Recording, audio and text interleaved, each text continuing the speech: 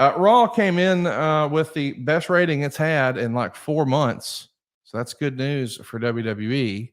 They're back to their WrestleMania form. Chad Gable has signed a 3-year deal. Randy Orton has signed a 5-year deal. Roman Reigns was back on SmackDown. It looks like Kevin Nash and LA Knight have squashed whatever perceived heat there was backstage at SummerSlam. And John Cena has come out and said that his retirement tour is going to be roughly 36 dates across the globe to thank the WWE Universe. He's going to wind it down in December of 2025. Lots of news. What caught your headlines and caught your attention this week, Eric? I like the way John Cena is handling this. I think it's going to be cause for celebration in a lot of the events that he goes to. He's such a positive guy, and there's such a positive vibe behind him. People are going to want to be a part of that moment. I think it's great. I'm not surprised at the rating that you referred to. Again, I think it was about 1.83 million this past Monday. You look at the quarter hours; they're very, very stable. There's not a lot of ups and downs. You compare that to the quarter hours again in AEW, and you see just every week it's just like a cliff.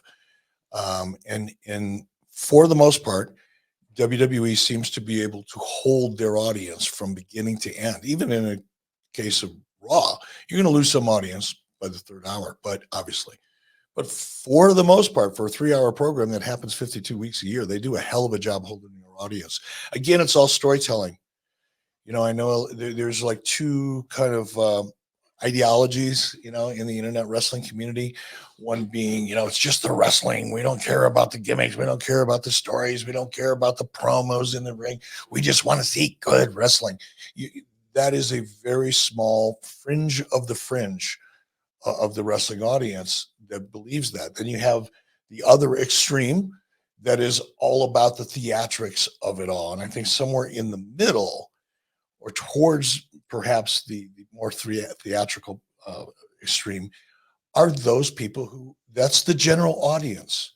These are the people that aren't critiquing and analyzing how many minutes of wrestling there are per hour.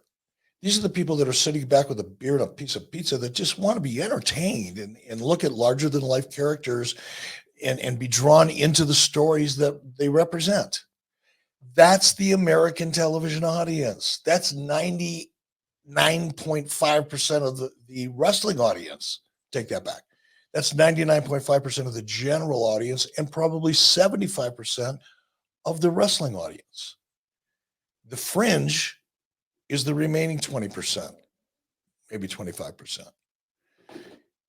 The general audience is loving the product. And I think, God, for the last year and a half, ever since Paul Levesque took over creative with a lot of great support from our buddy Bruce Pritchard, Ed Koski, a lot of other very, very experienced and talented people, have made a commitment to storytelling. It's what I've been saying for the last couple of years with regard to AEW. Focus on story.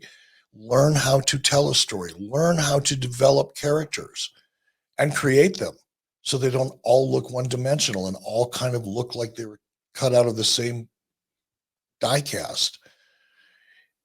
WWE's doing it. AEW isn't. And the success of WWE does not surprise me. Wrestling is going to be around so much longer than anything else. It's always going to be there on television.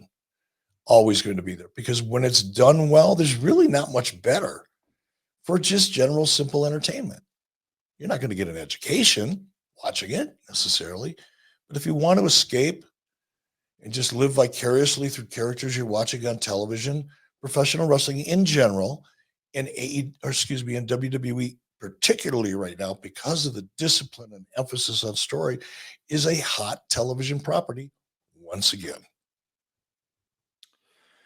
Well, let's take a look at something that wasn't so hot back in 1993. It's an interesting time for WCW. We want you to watch along with us. It's Clash of the Champions 24 over on Peacock. It's season 6, episode 3. We got a runtime of an hour, 33 minutes, and 18 seconds.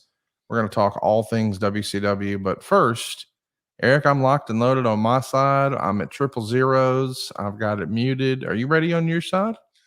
I think I am. I don't have mine muted yet, but I think when I hit play, I'll have that opportunity. Well, here we go. Let's get going. In 3, 2, 1, play. So here you see the open.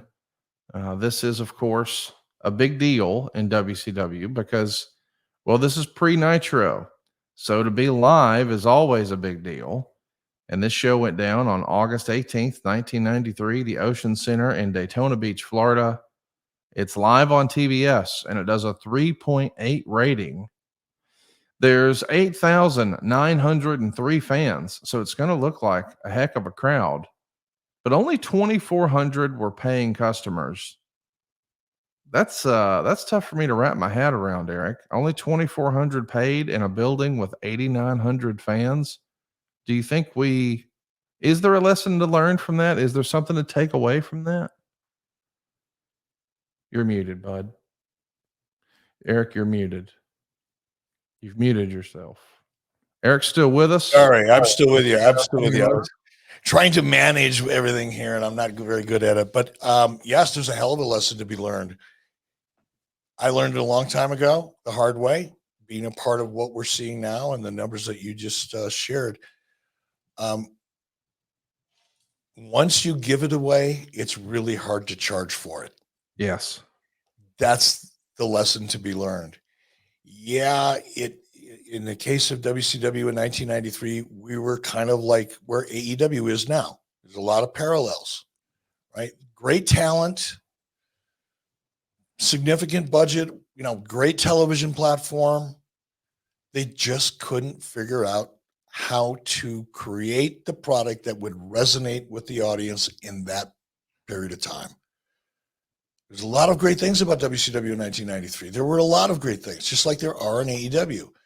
But just like AEW today, WCW, when we would have our big pay-per-views, or in this case, the Clash of the Champions, the television audience is such an important part of the end product.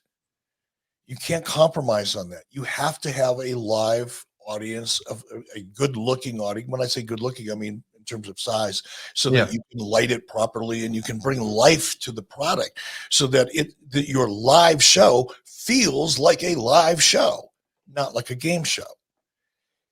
WCW couldn't do it.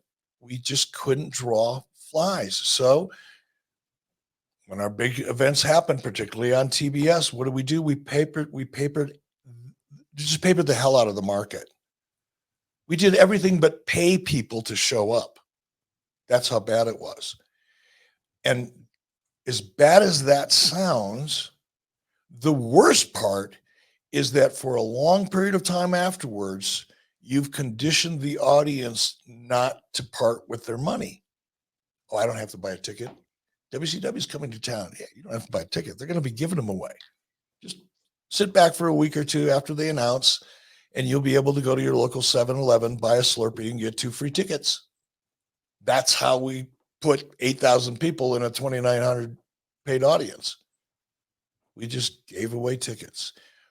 And that was the biggest challenge that I had to overcome when I took over WCW, is because in order to improve the production value, the visual impression of the show, I had to figure out a way to put an audience, a real audience, in the background, which is what led me to Disney to an extent, which is what forced me to go to Mall of America for our premiere episode that was supposed to go head to head with the incumbent, the #1 wrestling company for decades, the juggernaut, Vince McMahon, and Monday Night Raw and USA Network. How do I compete with that? I can't from a production value point of view. So you do the next best thing. You do something different then. And the Mall of America worked. It wasn't a choice. It was a necessity because of what we're watching right now, because we had conditioned the entire country to know that you don't have to pay for a ticket because you're going to get them for free. That's kind of what AEW is up against right now. They've got to put together a good television show. It has to look good on television, especially if you're shopping your show and you're sitting down in front of network executives other than perhaps Warner Brothers executives, because your exclusive negotiating window is gone and you're out there in the free market, you want your shows to look as good as they can. So what are you going to do? You're going to give away tickets. And a year from now, you're going to go back to that market and you're going to give away more tickets. It's a bad pattern, and you got to find a way to break it. And the only way to break it is to create hot programming.